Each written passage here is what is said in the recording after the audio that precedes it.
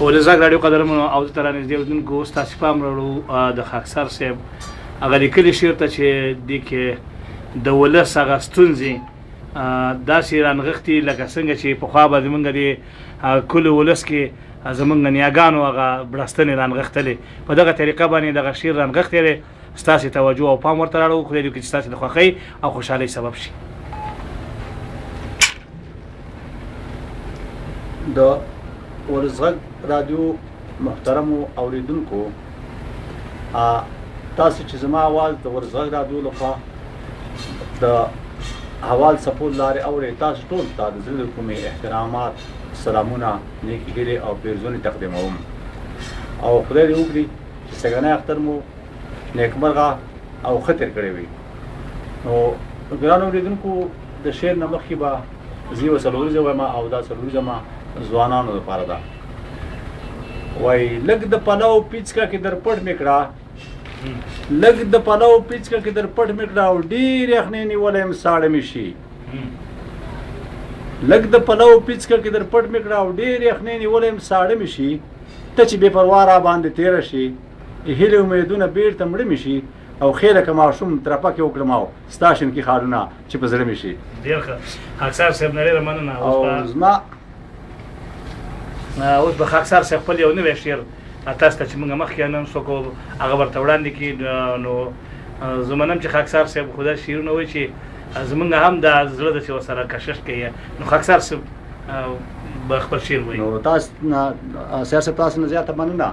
زه دومره شاعران ګزار نه حساب خو بیا ماسې وایي چې کاږه واږه د خپل لاس خواږه که نه، نو د خپل لاس مې بېګاري کړی دی چې زما د شعر عنوان دی د څو کسو خوښه.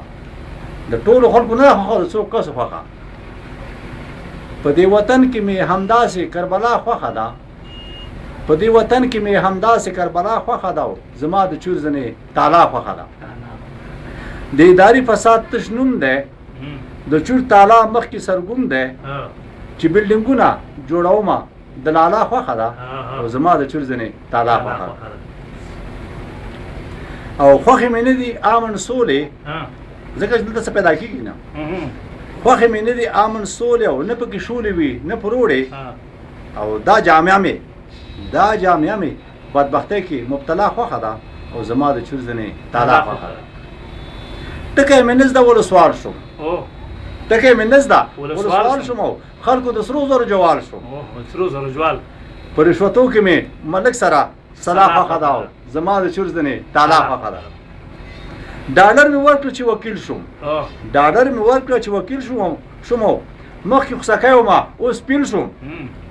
د پارلمان مې تر اسمان لوړه هوا خوښه ده او زما د چور ځنې تالا خوښه ده.